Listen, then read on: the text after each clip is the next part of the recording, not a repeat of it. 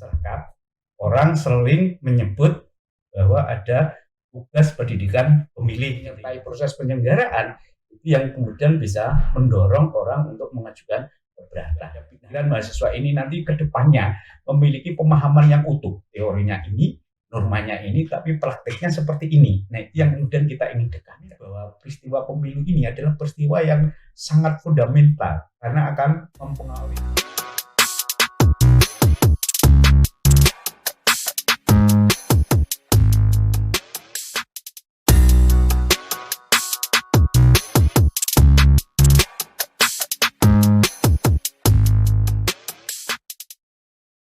Halo Sobat JDH, kembali lagi.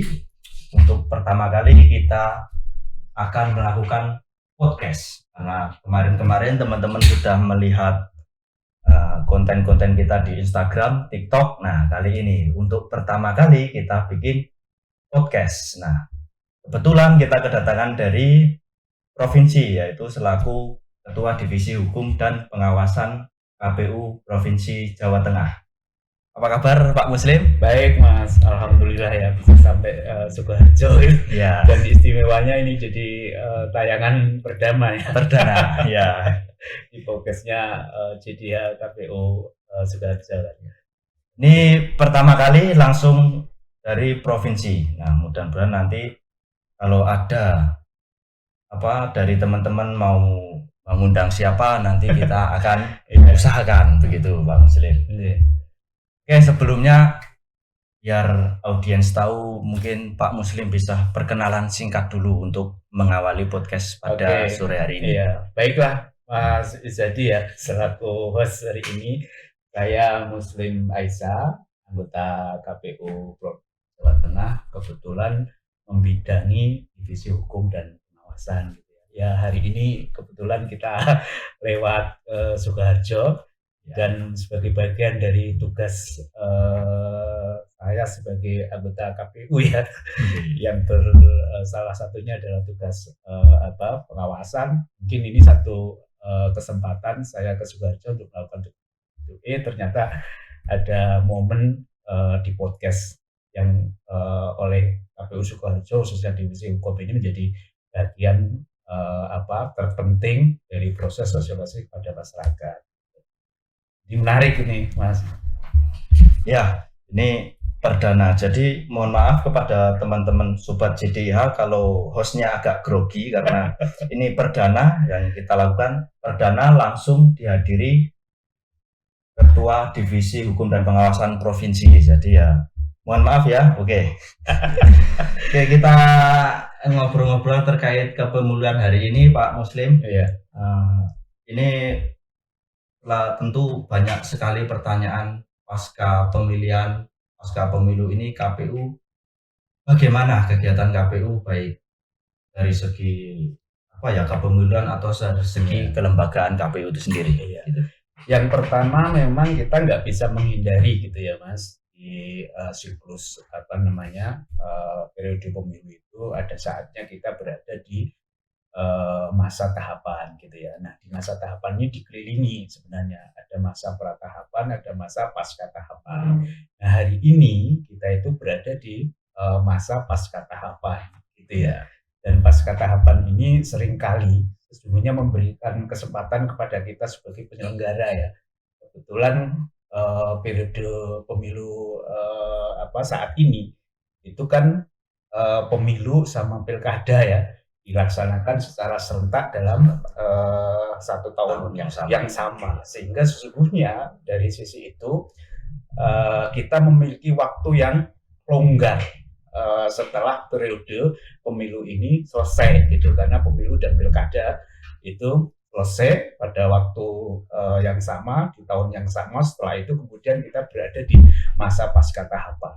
Orang lebih menyebutnya ini adalah masa non tahapan gitu ya. Tetapi seringkali orang lupa bahwa di masa tahapan itu sesungguhnya kita sudah melalui ya proses yang panjang, karena kita nggak berada di tiba-tiba di masa tahapan kan. Jadi ada sebelumnya persiapan, kemudian tahapan itu juga berlangsung panjang ya. Ada berbulan-bulan kita berada dalam kondisi masa tahapan itu. Nah, kebetulan di periode hari ini itu pemilu dan pilkada itu ada di 1 tahun yang sama sehingga sesungguhnya kita longgar. Nah, dari longgarnya inilah kita sesungguhnya punya kesempatan yang banyak untuk satu evaluasi terhadap perjalanan selama pemilu dan pilkada yang kemarin berjalan gitu ya. Kemudian kita juga sekaligus bisa melakukan refleksi, evaluasi ya, apa saja yang kemarin jadi kekurangan, kelemahan, hambatan gitu. Nah, di periode ini ada kesempatan untuk melakukan evaluasi itu. Mungkin tidak hanya soal evaluasi, tapi juga refleksi ya. Apa yang mesti harus diperbaiki, apa yang mesti harus dilengkapi itu untuk kemudian menuju perbaikan-perbaikan dan kesempurnaan-kesempurnaan di pelaksanaan pemilu dan pilkada selanjutnya. Dan ini secara istimewa sesungguhnya KPU punya ruang yang cukup karena berbeda Mas situasi yang kita alami sebagai penyelenggara ya.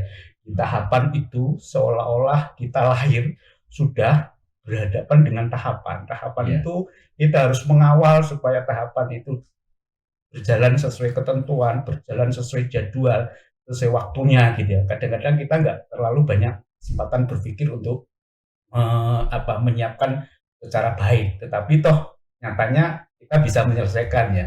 Nah, di saat tahapan ini kita bisa banyak berpikirnya luas, kemudian kita nggak terburu-buru, dan itulah keuntungan setelah masa tahapan ini berada dalam koridor itu sehingga nanti akan menghasilkan catatan-catatan yang baik, yang jelek dibuang, yang baik kemudian dipertahankan bahkan ditingkatkan. Itu kita yang hari ini. Dan jangan lupa di dalam kesempatan ini pula itu kita sambil juga bisa melakukan sosialisasi kepada masyarakat.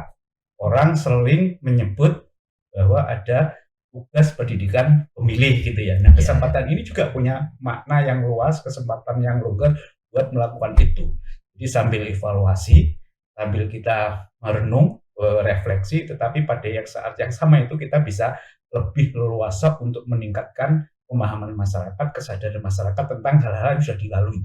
Yang terutama besok itu kita harus ngapain? Belajar dari sesuatu yang kemarin sudah kita lakukan dan ke depan itu adalah penyempurnaan.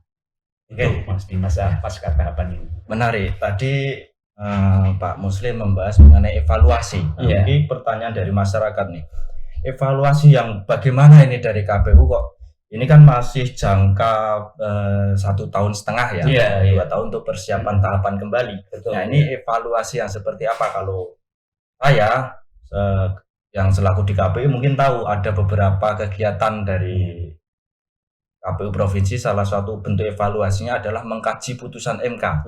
Nah selain itu dari masyarakat sendiri itu ingin tahu nih evaluasinya seperti apa. Kalau dari kita mungkin ada kajian putusan MK, kalau kita seringnya di konten Kamis sesuatu gitu kan. Itu kebetulan ini ya yang dilakukan oleh KPU Provinsi Jawa Barat bersama teman-teman KPU Jawa Tengah ya. Memang kita punya satu tradisi yang memang harus kembangkan, yang tadi disebut Mas Izzati sebagai program atau kegiatan sampai sesuatu ya, yang di dalamnya itu selalu mengkaji putusan-putusan MK, terutama putusan-putusan yang dalam tanda petik itu perkara di MK itu dikabulkan. Artinya apa? Dikabulkan itu artinya keberatan-keberatan pihak calon pemohon peserta pemilu yang dalam posisi berkeberatan atas keputusan KPU, kalau dikabulkan berarti itu terbukti gitu ya. Nah itulah yang kemudian jadi refleksi kita.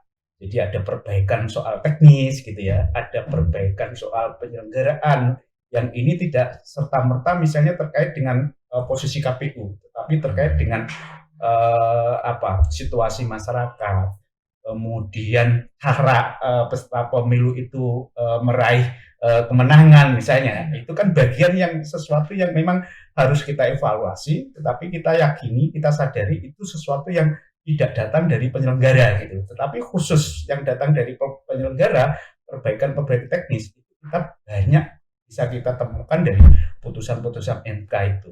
Saya itu satu ketika itu sempat ketemu ya satu kesimpulan di dalam refleksi itu, memang sebagai penyelenggara untuk bisa belajar ya, yang luas, yang detail itu adalah belajar dari putusan MK. Karena dari situlah kita tahu mana hal-hal yang disebut KPU ada kelemahan, KPU tidak tertib misalnya di dalam menyelenggarakan prosedur tahapan, dan juga KPU gitu ya dalam tanda petik sudah on the track, sudah sedemikian rupa hati-hati ketat mengikuti ketentuan, kemudian menjaga supaya nggak terjadi maladministrasi, kemudian kecurangan, tetapi ternyata toh ada situasi yang menyebabkan orang berkeberatan. Dan kita pasti tahu juga ya, orang berkeberatan ini ada dua kemungkinan gitu. Memang benar dia berkeberatan atas situasi yang terjadi persoalan, tetapi yang kedua bisa jadi orang berkeberatan ini memang betul-betul itu refleksi sebuah ketidakpuasan ya. Barangkali kalau kita menyelami psikologinya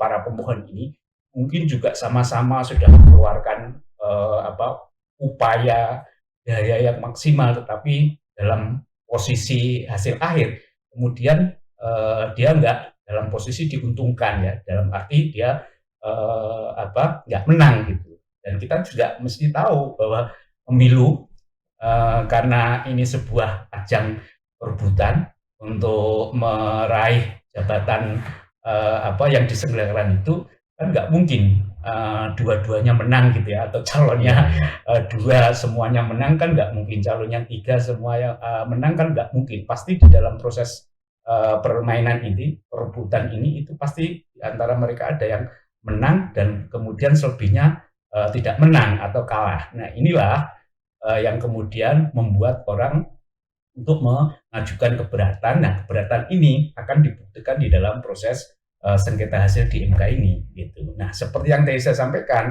kadangkala kita belajar dari situasi yang kita itu tidak diuntungkan. Oh apa itu? Belajar dari putusan MK yang kemudian terbukti keberatan-keberatan itu dikabulkan, dan itu luar biasa Mas yang kita dapat itu. Cara memandang substansi gitu ya, kemudian hal-hal yang sifatnya teknis situasi itu mempengaruhi hasil, itu kita bisa belajar dari situ. Dan kami sesuatu itu kita lakukan dalam kerangka untuk memahami hal-hal detail teknikal yang kita lakukan, dan hal-hal di luar jangkauan KPU yang selama ini terbungkus dengan pelanggaran PSM, pelanggaran terkait dengan soal use of power, penggunaan kewenangan gitu ya. Juga kemudian yang sering disebut itu adalah penggunaan dana-dana pemerintah, APBN, APBD untuk kemenangan calon tertentu. Hal-hal kayak gini kan di luar yang ditangani KPU. Tetapi kalau itu menyertai proses penyelenggaraan, itu yang kemudian bisa mendorong orang untuk mengajukan keberatan. Nah, meskipun demikian KPU sebagai penyelenggara tetap bagian yang harus hadapi, dan posisi KPU di sengketa itu kan termohon. Jadi termohon itu adalah pihak pertama yang kemudian digugat gitu. Oke, tadi mengenai evaluasi ya. For your information buat Sobat CTIH, bahwa di provinsi itu ada kegiatan bagian dari evaluasi juga Kamis sesuatu, mungkin bisa dilihat di YouTube-nya KPU CTIH KPU Provinsi Jawa Tengah. Itu setiap Kamis kalau tidak berhalangan. Biasanya kalau nggak Kamis Jumat gitu ya. Kadang-kadang teman-teman masih mempersoalkan ini judulnya Kamis sesuatu tetapi kegiatannya Jumat gitu ya. Orang teringat dari Pak Rebu yang lainnya hari Kamis. Padahal sesungguhnya itu dengan sendirinya orang sudah akan ketemu bahwa Kamis sesuatu itu hanya label sebuah kegiatan. Jadi kalaupun kegiatannya itu misalnya mundur hari Jumat, tetap namanya kan Kamis sesuatu kan. Sebenarnya idenya sederhana Mas. Pokoknya kita pingin setiap Kamis itu ada sesuatu gitu. Bahkan jargonnya itu setiap Kamis pasti ada sesuatu gitu. Dari iseng seperti itu yang kemudian jadi judul Kami Sesuatu yang kita udah laksanakan di tahun ini hingga 22 episode ya. Artinya udah 22 putusan MK yang kita bahas. Sudah ada 22 putusan yang bagian dari bentuk evaluasi kita, belajar dari pengalaman dan menariknya kan itu nggak hanya dari kita ya, Ya. itu seluruh Indonesia yang kita bahas itu. Jadi putusan di berbagai kabupaten, provinsi gitu ya, yang kalau misalnya kita di luar kita mempelajari ya, evaluasi refleksi itu secara nggak langsung kan kita bisa ketemu daerah mana ya. Kemarin misalnya kita membahas tentang Babel. Kita kan orang Jawa Tengah ini. Begitu kita bahas Babel, seolah-olah kita berselancar ke daerah Babel. Ya, kan itu menarik tuh kan. Ya, meskipun di Jawa Tengah, tetapi mempelajari Babel itu sudah kebayang nih gimana suasana Babel gitu ya. Kemudian politik di Babel dan yang itu tercermin dari putusan MK. Kalau kita detail-detail mempelajari semua dalil, pemohon, jawaban KPU sebagai termohon, keterangan Bawaslu, pihak saksi, pihak terkait, itu sudah tergambar bagaimana suasana politik yang terjadi ketika pilkada di Babel. Itu sebagai sebuah contoh ya. Di 22 putusan itu sama aja kita udah datangi itu satu-satu di daerah yang kebetulan itu kita sedang bahas. Itu kalau di kuliah hukum udah 4 SKS. 4 KKM dan 4 SKS karena 2 SKS itu sama dengan 16 pertemuan ya. Atau 14 pertemuan dengan 2 tes ya. UTS sama ujian akhir semester. Betul Mas. Oke, itu tadi kami sesuatu yang juga merupakan bagian dari evaluasi penyelenggaraan gitu ya. Nah, ini ada hal yang menarik juga ini dari KPU provinsi, ada yang namanya program KPU mengajar. Nah, ini seperti apa ini? KPU mengajar? Ya, gitu. Sebenarnya idenya itu tetap dalam kerangka program kerja KPU gitu ya. Terlebih adalah di bagian divisi hukum. Divisi hukum itu kan ada satu tugas yang dia sebut sebagai penyuluhan hukum pemilu gitu ya.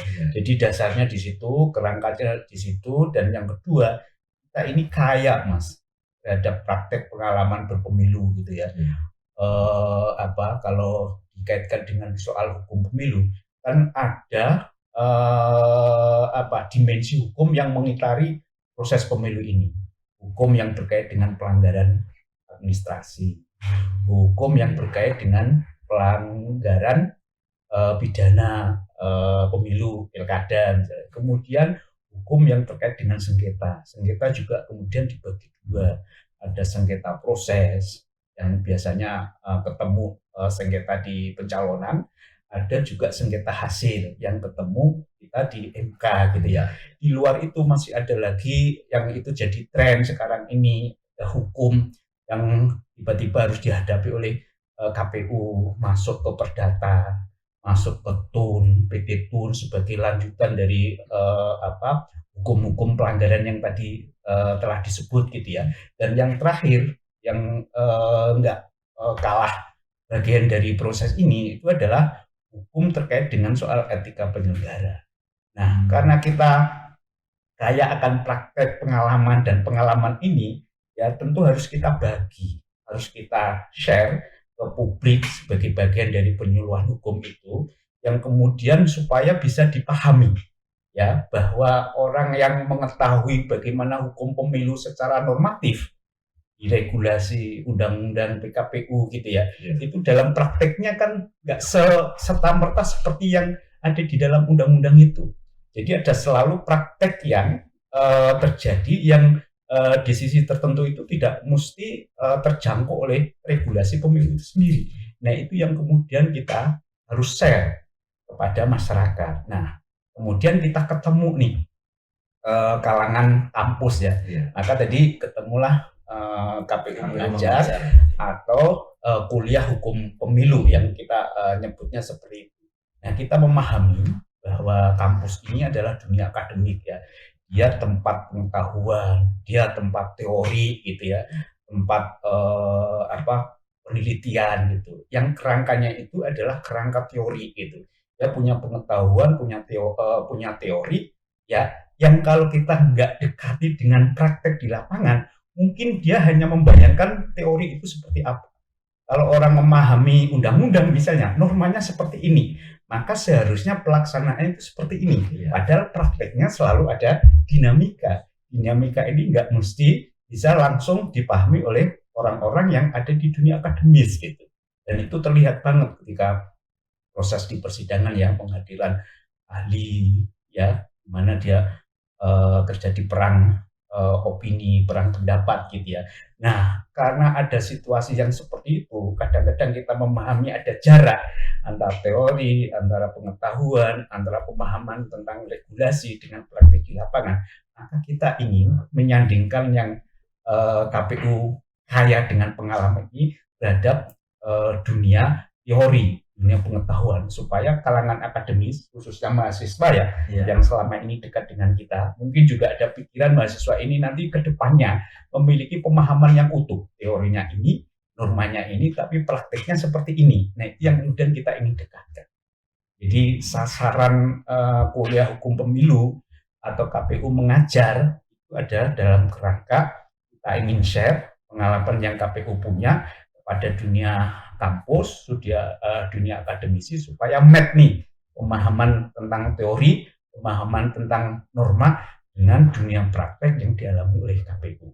Dan kerangkanya tetap kerangka penyuluhan hukum, maka materi pokok di dalam perguruan itu seputar mengenai regulasi yang kemudian kita sandingkan dengan praktek yang terbingkai dengan dimensi hukum yang mengitari penyelenggaraan pemilu itu tadi, mulai pelanggaran administrasi, pelanggaran pidana pemilu, sengketa proses, sengketa hasil, kemudian juga hukum lainnya yang dalam ini bisa menyangkut etik penyelenggara, kemudian yang sekarang jadi tren, ada tun, ada perdata, terakhir malah sebutan ini ya, perbuatan melawan hukum. Jadi itu seperti sesuatu yang seolah-olah menjadi kata kunci untuk mempersoalkan apa yang diperbuat dan tindakan KPU. Nah, itu yang kemudian kita akan sandingkan di dalam program mata kuliah hukum pemilu yang kemudian KPU mengajar itu.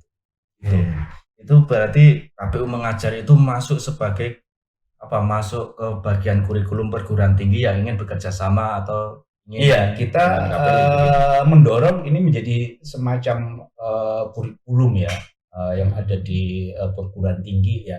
Entah ini kemudian di perguruan tinggi itu menjadi kurikulum pilihan, tambahan, atau bahkan wajib gitu. Karena kita menyadari juga di lingkungan perguruan tinggi itu pasti ya, di kuliah ATN, kuliahan, itu mungkin secara khusus sudah ada materi tentang kepartian dan kepemiluan. Tapi kan kita ini khas tentang praktek dunia pemilu ya, kemudian dimensi hukum yang meliputi proses yang terjadi selama penyelenggaraan pemilu itu. Jadi ada sesuatu yang kemudian kita bawa beda, tidak sekedar ini bercerita tentang kepemiluan, tetapi sekaligus prakteknya dan bagaimana penyelesaian itu dijalankan. Gitu. Berarti begitu ya. Selain tadi kan posisi KPU mengajar, nanti berkaitan dengan lembaga yang terkait, misalkan Bawaslu, MK, atau misalkan pidana itu kan dengan kepolisian. Nah, bagaimana dari KPU sendiri ketika ada kerjasama dari mengkaitkan soal ini ya, itu mudah aja gitu ya, kan kita luas ya. Jadi di dalam proses mengajar itu tidak melulu kita yang ngajar, tapi kalau ada kebutuhan kita mengajak pihak lain gitu ya, di dalam kerangka memahami, misalnya memahami pidana pemilu misalnya, itu bisa juga kita ngundang kepolisian, kejaksaan untuk ikut memberikan satu materi di perkuliahan itu. Kemudian misalnya kita kebetulan membahas soal dinamika pelanggaran administrasi yang di dalam prakteknya itu kan Bawaslu yang nangani gitu ya, yang kemudian menyelesaikan gitu. Maka di dalam perkuliahan dengan tema pelanggaran administrasi dan bagaimana cara menanganinya, kita bisa ajak Bawaslu untuk bareng-bareng memberikan materi itu gitu. Dan di soal lain juga begitu. Jadi nggak melulu harus KPU yang mengajar, tetapi di dalam proses mengajarnya itu bisa ngajak pihak lain yang memang itu sebagai bagian dari pelengkap, memperkuat gitu ya, memperdalam dan lepas dari itu terusnya dialah pihak yang kemudian berwenang menangani kan gitu. Pidana pasti melibatkan Gakumdu. Siapa Gakumdu itu? Bawaslu, kemudian kejaksaan, kepolisian. Ketika kita mengajar tentang pidana pemilu, mereka terlibat menyampaikan, malah akan melengkapi informasi yang nanti disampaikan gitu ya. Begitu pelanggaran administrasi, bisa juga Bawaslu sebagai lembaga yang menangani menjadi yang kita ajak untuk ikut mengajar. Kalau itu masuk ke sengketa tun misalnya, ya hakim-hakim di tun itu juga bisa kita ajak gitu. Jadi luas dan konsepnya seperti itu. Jadi tadi ada KPU mengajar. Seberapa penting materi kepemilian ini untuk kita dorong ke kampus-kampus ini dalam kurikulum perguruan tinggi? Karena hari ini kan orang ketika melihat hukum itu ya perdata, pidana, jarang sekali yang mengarah kepada sengketa kepemilian ini, dan jarang juga dalam mata kuliah itu menjadi fokus utama teman-teman mahasiswa. Memang ada situasi yang boleh disebut itu jarang ya, tetapi sekarang itu sudah mulai terbuka gitu. Misalnya KPU di programnya dulu itu sudah pernah membuka beasiswa ya, dengan konsentrasi tata kelola pemilu misalnya. Itu sudah bahkan resmi KPU RI bekerja sama dengan perguruan tinggi gitu ya. Yang kedua, isu makin ke sini, orang akhirnya memahami bahwa peristiwa pemilu ini adalah peristiwa yang sangat fundamental karena akan mempengaruhi tata kehidupan bernegara kita gitu. Nah, sehingga ada kesadaran baru, ada tren baru, oh dengan demikian semakin banyak orang mengerti tentang pemilu itu akan semakin baik gitu ya. Sehingga ya perguruan tinggi itu kemudian dengan program yang dulu pernah dicanangkan sebagai kampus merdeka, maka kuliah hukum pemilu ini menjadi alternatif, menjadi sesuatu yang alternatif, tetapi itu menjadi sesuatu yang oleh pihak kampus itu menjadi spesifik untuk bisa dipelajari. Nah, kampus ini menginginkan mahasiswanya secara khusus belajar tentang ini. Terbukti sudah ada mata kuliah kepartian ya, bagian dari mata kuliah HTN, ada mata kuliah pemilihan, tetapi mata kuliah kepartian pemilihan itu masih hanya tidak dalam gitu ya, masih dalam tataran konsep teori yang tadi saya sampaikan dan nggak banyak menyentuh praktek-praktek pemilu itu dikerjakan. Nah, kita hadir membawa sesuatu yang baru, lebih-lebih bahwa kita ini adalah pelaksana gitu ya, pelaksana langsung yang mungkin bisa menjelaskan lebih terhadap cara pandang teori, cara pandang hukum gitu ya, yang orang hanya membaca norma gitu ya, regulasinya, tetapi kita ini membawa sesuatu yang khas di lapangan. Ada dinamika ini, bagaimana KPU menghadapi, KPU mensikapi sekaligus menyelesaikan. Kan praktek pemilu itu seberapapun masalah yang muncul ya sebagai sebuah dinamika, kan faktanya itu selalu selesai. Nah, proses-proses penyelesaian di lapangan inilah yang kita akan bawa, sandingkan dengan materi-materi yang di perguruan tinggi itu sebatas hukum kepartian dan hukum pemilu. Sehingga dengan tren seperti yang saya sampaikan, ini menjadi sesuatu yang beda. Dan tampaknya perguruan tinggi itu seperti punya kesadaran untuk menarik ini sesuatu yang baru dan diperlukan di dunia kampus, terutama mahasiswanya. Dan bagi kita, jangan lupa mahasiswa-mahasiswa yang kemudian kita dekati ya, kita ajar atau kita kasih pengetahuan praktek lapangan, itu pada akhirnya yang memiliki pengetahuan yang lebih dari sekedar materi HTN tentang kepartian, tentang kepengurusan, tapi dia akan menyerap praktek yang sudah dilakukan oleh KPU itu jadi pengetahuan gitu ya. Kalau ini yang terjadi secara masif misalnya, kita sudah menginvestasikan generasi baru ya yang akan keluar dari dunia kampus dengan bekal pengetahuan sekaligus skill gitu ya, kalau mengarah ke soal kecakapan itu dengan praktek-praktek pemilu yang kita selenggara.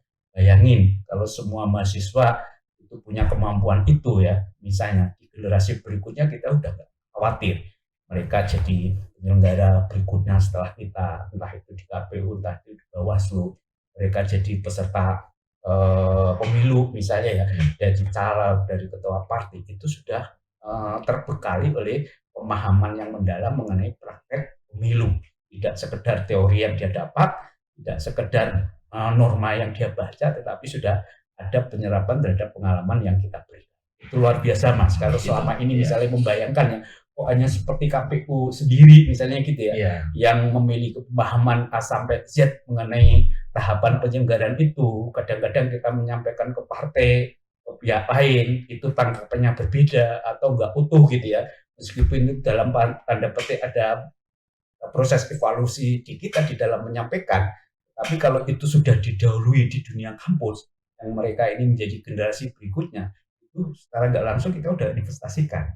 Jadi kalau bayangan kita demokrasi ke depan lebih baik, lebih meningkat, tidak hanya sekedar prosedural, tapi itu sudah masuk ke substansial, mungkin dalam batasan waktu tertentu gitu ya, kita akan mendapatkan situasi itu yang lahir atau yang dimotori oleh mahasiswa-mahasiswa yang kita ajak itu. Nah, itu yang bisa kita bayangkan nanti. Menarik sekali ini ya terkait KPU mengajar. Selain ada sengketa, ada pemahaman tentang pemilu. Nah, ini Pak, di Sukoharjo sendiri ini agak juga tren ini meningkat sebagaimana Bapak tadi mengatakan pemahaman tentang kepemiluan. Di pemilihan kemarin aja di KPU Sukoharjo ya, itu ada 3 mahasiswa yang melakukan penelitian di Sukoharjo. Sukoharjo ya. S1 ada 2 orang, S2-nya ada 1 orang. Nah, ini berarti ada peningkatan hanya di pemilihan ya. Di pemilihan. Kalau di pemilu kemarin belum ada yang mengangkat itu. Nah, di Provinsi Jawa Tengah sendiri bagaimana tentang minat mahasiswa untuk penelitian di KPU Provinsi Jawa Tengah sendiri? Ya, itu banyak sekali juga gitu. Bahkan itu sudah dimulai sejak dia misalnya magang ya. Jadi sekarang kan tren kampus itu Merdeka itu memagangkan mahasiswanya, itu kan sudah menjadi semacam keperluan individual mahasiswa itu ya. Nah, ketika mereka melakukan magang kita, itu sudah kita dorong supaya dia melakukan riset tertentu di bagian pemilu, penyelenggaraan pemilu yang menjadi concern mereka ya, tergantung dia latar belakangnya fakultas apa, hukum atau politik, atau misalnya yang sekedar manajemen gitu ya. Itu kita dorong supaya dia melahirkan satu riset, satu analisis apa yang menjadi concern yang ada di KPU berikut penyelenggaraan tahapan-tahapan pemilu itu. Ini dari mahasiswa yang kebetulan magang, kita dorong seperti itu. Belum misalnya dari kampus, dosen yang kebetulan memang punya program riset ya. Jadi dalam posisi ini itu kita menyediakan informasi data, bahkan kadang-kadang kita menyumbangkan satu pemikiran agar tema ini misalnya yang paling menarik untuk diangkat misalnya. Dan tema-tema kecil itu pada akhirnya akan membantu kita mengurai ya, tidak sekedar kita sebagai penyelenggara, tetapi pemahaman kepada publiknya, misalnya gitu ya, tentang riset suara tidak sah yang kebetulan selalu tinggi ya, terutama di pilkada kita terakhir misalnya ya, yang salah satu fenomena di lapangan itu misalnya ada surat suara yang nggak dicoblos sama sekali, sehingga hasil surat suaranya batal, atau yang dicoblos 2 kali gitu ya, atau kemudian ada tulisan-tulisan yang menggambarkan itu ekspresi. Nah, kalau ini diteliti itu bisa menjadi input bagi semua pihak, input bagi KPU ya, apakah ini berhubungan langsung dengan sosialisasi yang dilakukan KPU misalnya gitu ya. Kalau misalnya itu berhubungan secara langsung, maka KPU punya cara bagaimana memperbaiki sosialisasinya.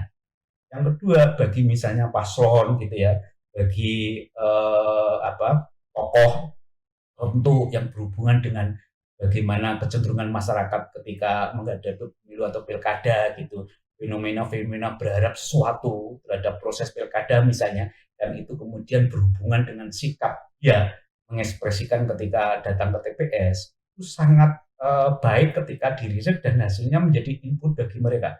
Tokoh kalau mendapatkan gambaran fenomena ini harus berbuat apa misalnya.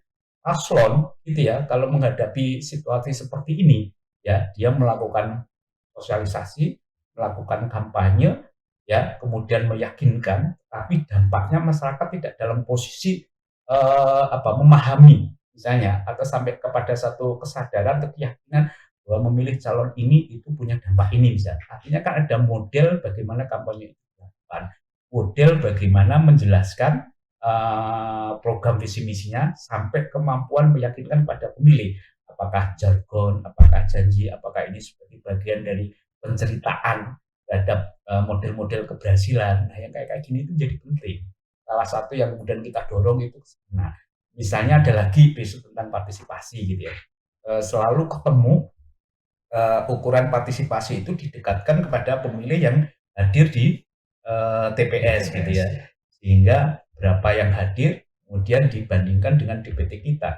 Padahal di dalam proses DPT itu kan banyak kondisi pemilih ya yang secara teknis itu berhalangan untuk menggunakan hak pilihnya, apalagi pilkada ya.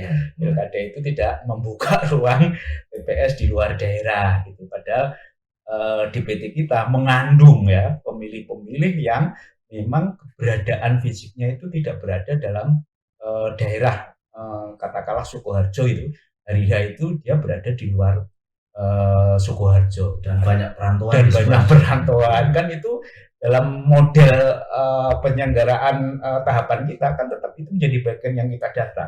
Orang sudah pasti nggak akan pulang ke Sukoharjo gitu, tetapi tercantum di dalam DPT. Nah, ketika riset itu menghasilkan fenomena seperti ini kan bisa memberi input kepada kita.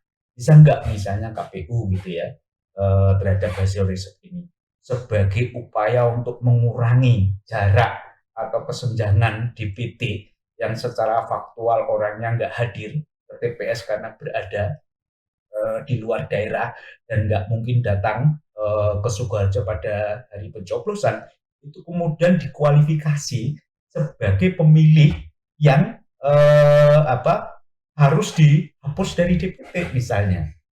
Kan memungkinkan karena ini bukan pemilu nasional yang itu berlaku di seluruh negara kita, bahkan di luar negeri pun diberlakukan kan gitu. Ini kan pilkada lokal, pilkada daerah hanya berlaku di Sukoharjo. Orang di Solo pun kalau nggak bisa hadir ke Sukoharjo nggak bisa menggunakan pilihnya. Mas Izadi kan nggak ada ketentuan bikin TPS di Jakarta untuk pilkada kan nggak, misalnya kayak gitu. Nah itu kan kemudian kalau misalnya itu dijadikan input buat kita akan mempertimbangkan bagaimana kebijaksanaan penetapan DPT untuk orang-orang yang sudah dipastikan nggak hadir. Atau kalau itu berkaitan dengan harian misalnya ya, selama ini kan hariannya bisa hari Rabu gitu ya, bisa hari yang paling banyak hari Rabu ya, sebagai hari pencoblosan itu. Nah hari Rabu itu meskipun disebut hari H itu adalah hari libur atau yang diliburkan pada kondisi pilkada, libur itu kan tidak lantas menjamin yang bersangkutan itu benar-benar libur.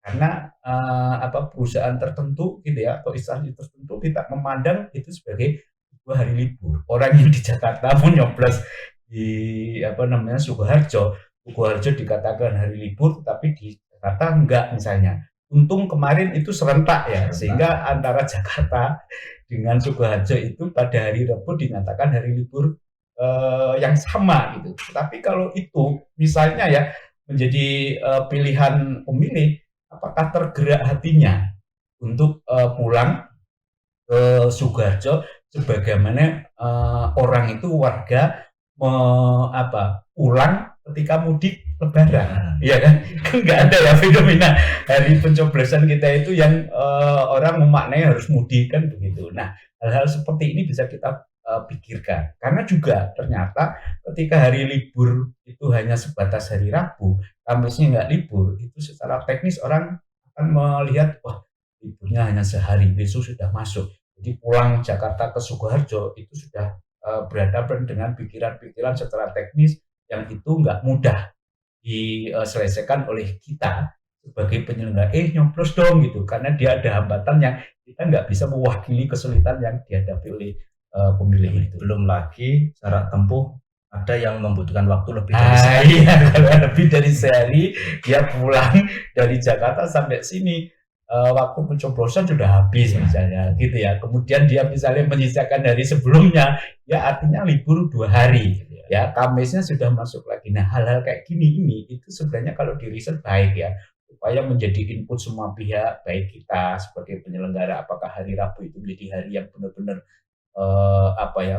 bisa diikuti, jadi nggak punya halangan secara teknis gitu ya, oleh masyarakat. Kemudian punya pertimbangan yang luas bahwa hadir ke TPS ke Sukoharjo itu menjadi sesuatu yang kepentingannya itu sama dengan kepentingan orang mudik hari raya misalnya. Nah, hal-hal kayak gitu nanti akan muncul kebijakan baru, dan itu tidak hanya KPU tapi semua pihak, masyarakat, pembantu kepentingan. Oh, kalau hari Rabu itu tidak cukup, bisa mendorong semua pemilih itu hadir ke TPS misalnya. Itu hasil dari riset kalau memang pihak kampus, peneliti, masyarakat yang concern di sini dan bisa menjadi input buat perbaikan kita. Oke, itu Sobat JDH, ternyata pasca pemilu dan pemilihan ini KPU banyak sekali melakukan kegiatan.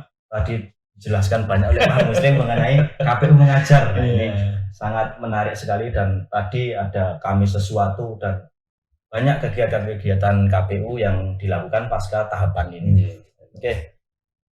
Itu Pak, tadi sudah kita ngobrol banyak. Sebelum ditutup, satu lagi ini yang menjadi hal yang harus disampaikan terkait buku ini Pak. Ora Sengketa Ora Pena. Nah, ini mungkin teman-teman juga perlu tahu. Nah, ini sudah kita upload juga di JDIH KPU Sukoharjo maupun di provinsi. Silakan teman-teman yang ingin membaca. Nah, ini mungkin bisa diceritakan sedikit Pak. Ini saya ketika melihat ini, membaca ini tuh seperti novel tentang sebuah relatan kejadian. Memang ini itu memang idenya itu sebenarnya berangkat dari sesuatu yang serius ya. Kita sebenarnya mau mengatakan bahwa di pemilu itu ada satu sarana yang nggak mungkin bisa dihindari oleh kita sebagai penyelenggara. Apa? Komplain ya. Komplain itu terjemahan sebagai orang yang keberatan gitu ya. Jadi ya mesti kita sebagai penyelenggara yang telah sukses melaksanakan tahapan pemilu, pada akhirnya nggak bisa menghindar kalau ada orang komplain, ada orang berkeberatan gitu. Dan ini seperti lazim, seolah-olah ini menjadi sesuatu yang orang mungkin menggambarkan nggak usah sengketa gitu. Itu seperti kita menarik yang sesungguhnya ujungnya itu malah maju, bukan mundur tapi maju gitu. Sehingga kata-kata orang sengketa orang enak itu sesungguhnya adalah satu kondisi psikologis bagi kita sebagai penyelenggara yang harus bersiap seandainya sengketa itu terjadi gitu. Sekaligus kemudian menandaskan kepada banyak pihak ya bahwa ada mekanisme berkeberatan yang disediakan oleh regulasi yang ada. Jadi kalau nggak terima hasil pemilu maka silahkan berkeberatan, silahkan bersengketa. Kira-kira begitu. Mungkin ketika orang berkeberatan terhadap hasil ya yang dia nggak menang, mungkin begitu sengketa itu akan menimbulkan rasa marem. Oh iya, kekalahan saya itu memang ada situasi yang memang secara real memang benar-benar kalah. Jadi orang pertama itu nggak yakin dia kalah, tapi setelah bersengketa kemudian muncul keyakinan, gitu ya. Maka ketika dia memutuskan sengketa, maka ya kira-kira akan ada bahasa kalau nggak sengketa nggak enak. Kalau nggak enak berarti nggak marem. Begitu bersengketa selesai, maka mareman itu akan didapatkan. Sehingga dampaknya itu ya terhadap posisi apakah sengketa ini terbukti atau tidak oleh pemohon itu berikutnya, kan begitu. Jadi sebenarnya gambaran ke situ, Mas. Soal isi yang seperti novel memang kadang-kadang itu kita harus menyajikan informasi yang sederhana gitu ya, menuntun orang tidak sekedar mengetahui hasil, tapi ikut bisa merasakan bagaimana KPU menghadapi proses tahapan dari satu tahapan ke tahapan yang lain. Di situ muncul dinamikanya. Itu kalau kita tulis ya sebagai bagian dari cerita tutur gitu ya, atau storytelling ya, itu akan memicu pembaca itu ikut merasakan. Bukan merasakan yang dirasakan oleh KPU, tetapi merasakan bagaimana tahapan itu dilaksanakan. Muncul dinamika, kemudian ada penyelesaiannya. Jadi itu yang ingin kita bangun dari buku ini yang kita tulis seperti novel. Karena apa? Satu sisi kita ingin membangun empati, ikut merasakan penyelenggaraan, yang ada itu, tapi sisi yang lain supaya masyarakat itu tidak membaca ini berat, ya kan? Hasil riset itu berat, kemudian hasil yang sifatnya analisis kajian itu berat. Tapi kalau itu sifatnya adalah cerita yang mirip novel, itu ringan, bacanya mengalir, tetapi secara nggak langsung akan menumbuhkan orang itu untuk ikut merasakan seperti yang dirasakan oleh semua pihak ketika membaca ini. Kalau dia misalnya ketemu dengan narasi bagaimana KPU menghadapi, maka dia bisa merasakan bagaimana KPU menghadapi dan menyelesaikan. Tapi kalau dia ketemu narasi bagaimana calon yang merasakan ketidakpuasan atas hasil, kemudian melakukan sengketa, dia akan masuk ke wilayah bagaimana perasaan calon yang berkeberatan, tidak puas, kemudian bersengketa. Ketika hasilnya sudah diputus, maka dia akan masuk di situ pula, termasuk merasakan terhadap pihak yang menang, yang dalam hal ini statusnya adalah pihak terkait gitu ya. Bagaimana dia menjadi pihak terkait. Jadi intinya buku Ora Sengketa Ora Enak ini menggambarkan situasi itu, dan isinya yang kita bercerita seperti novel itu supaya membangun rasa empati yang sama terhadap proses yang dilakukan selama penyelenggaraan pilkada itu. Itu ya, ketika melihat ini buku Ora Sengketa Ora Enak, terus tadi dijelaskan oleh Pak Muslim. Jadi perspektifnya karena KPU ini bentuk pelayanan. Iya, bahasa itu. Saya itu melayani walaupun digugat sekalipun gitu ya bahasanya. Bahwa kita pun juga harus melayani dan dalam hal digugat.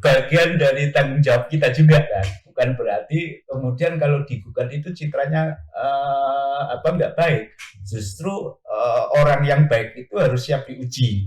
Dalam posisi seperti kita sebagai KPU penyelenggara pemilu, ujiannya apa yang menghadapi keberatan ini, menghadapi sengketa ini. Kalau hasilnya kita bisa mempertahankan apa yang jadi keputusan KPU, nah ujian itu berarti menunjukkan kita berhasil, kita lolos. Kalau lolos, KPU marem, yang gugat juga marem, akhirnya menyadari kekurangannya, yang menang juga marem, karena hasil gugatan terhadap kemenangan dia oleh MK sudah dinyatakan clear gitu ya, nggak terbukti gitu misalnya ya dalam kasus di Jawa Tengah ini, semua pihak itu akan plong. Bahasa plong itu adalah bahasa Jawa lainnya adalah marem gitu ya.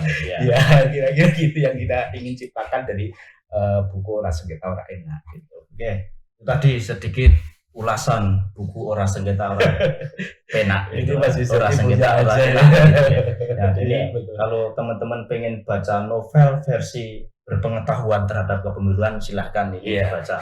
Ada narasi novel yang secara akademik mampu memberikan pemahaman terhadap kepemiluan itu. Oke, itu Pak Muslim. Terima kasih Mas sudah hadir pada podcast hari ini. Oke. Saya juga menyampaikan terima kasih ini sudah berkesempatan di Sukoharjo, kemudian bisa bareng-bareng di Polsek ini, dan yang lebih penting ini adalah bagian dari proses kita di KPU memberikan informasi pada publik sekaligus memberi pemahaman ya soal refleksi, soal evaluasi, mana yang harus diperbaiki, mana yang harus dilengkapi, dan kita berusaha menutup kekurangan itu untuk pemilu yang akan datang. Ya, gitu. Oke, sekian Sobat JDIH, nantikan konten-konten kita selanjutnya. Terima kasih.